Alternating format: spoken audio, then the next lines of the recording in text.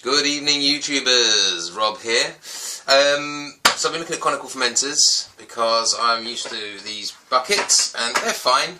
This one's particularly good, the Better Brew by Hamilton Bard. It's a good bucket, nice sturdy handles and lid and all that. Very, very sturdy and well made.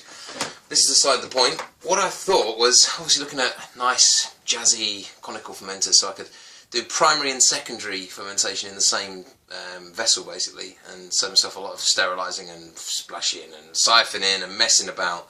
And the ways to achieve that, seemingly as far as the marketplace is concerned, is to get something like an SS Brewtech bucket, fermenting bucket, or some of their higher end models, which look fantastic. Stainless steel, you know, last a lifetime, and the quality of those looks fantastic. Quite expensive. The problem I have with them is that they don't fit in my fermentation fridge when I've looked at the measurements.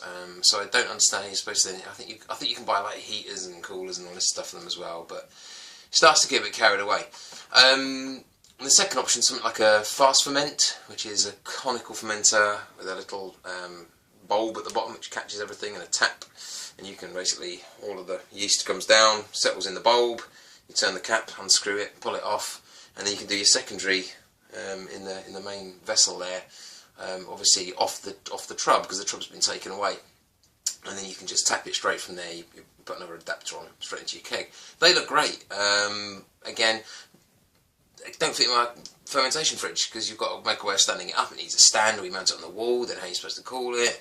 So no idea is particularly perfect, and this idea is not perfect either, but it costs you 10 quid or $10 US, I guess, or whatever currency you're in. There's about 10 of them. So you basically, the concept, let me explain the concept. I've not actually done this yet, so I'm, work with me here, guys. I was having a curry tonight, and I've got these little pots which had me poppadom, chutneys in. So I thought, I'll use these because it's a good case. Imagine these are the same things, the buckets, right? So what we do is, you've already got one bucket, and now what you need is another bucket. And the concept being is, if you get one thing and put the other one of the same size in it, you get a gap at the bottom. Okay? So the gap at the bottom is where I will, when I get another one of these buckets, if I decide it's worth doing at the end of this video, is put a little hole there with a drill bit, and I'm going to put my spigot or my tap into there. So now I've got a tap which is below the height thing. You're thinking, well, the only reason that one doesn't touch that one is because this is stopping it right there. But the same applies to anything that stacks one inside the other, because they can't absorb the same amount of space each. It's not physically possible. You stack it, you've got a gap. Okay? So this is the concept, and the idea being, we're going to do some adjustments. So this will be basically your end bucket with your spigot, and that's what you're going to bottle from basically. And then the other bucket which sits inside it is going to be where your trub rests, and then you're just going to pull it out. And that's it, it's as simple as that. Now, obviously, to get it out without pulling all the beer with it, you're going to have to put some holes in it. Okay, now I would quite like the idea of just being able to pull this out somehow. So let's use the scissors and conceptualize this into something practical.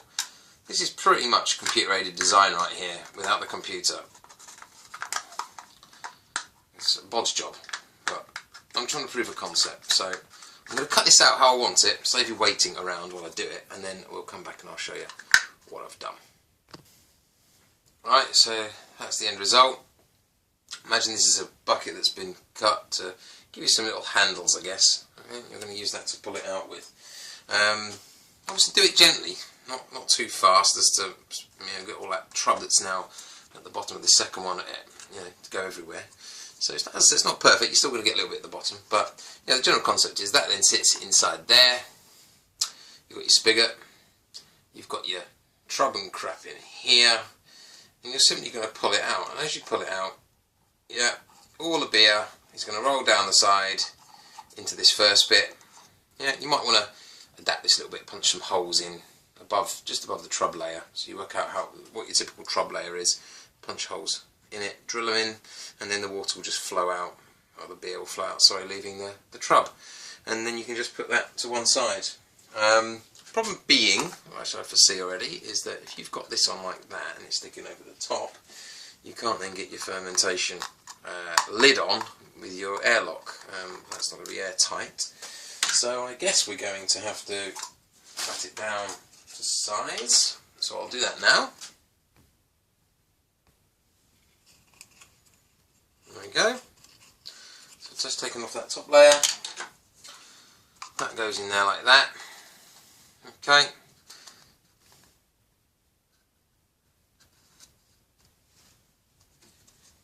Fermentation lid goes on top.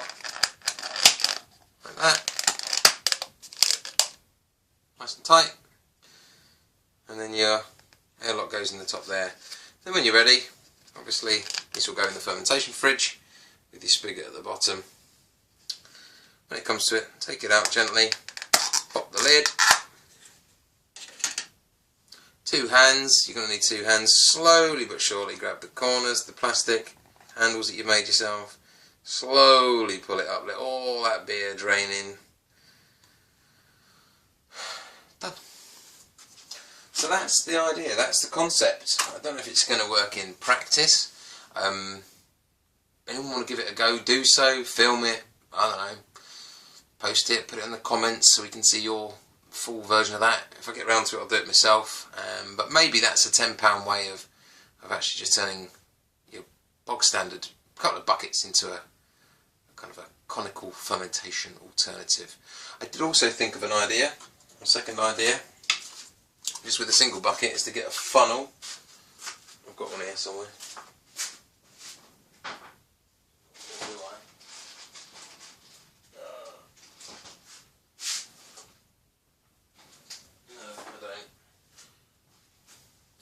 You basically just get a big enough funnel that you'd use for, you know, funneling in things, like oil from a car or whatever.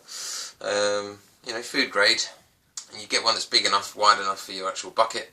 You could put that in, and then off the bottom of the, you know, funnel, you could maybe make a tube to another tap, and that starts to get really hard to engineer. Whereas that, you just need a multi-tool. You get yourself a standard. You know, have you ever seen those multi-tools? They just vibrate with a head, made of plastic. It's like a saw, does that. And you can just cut nicely out the plastic.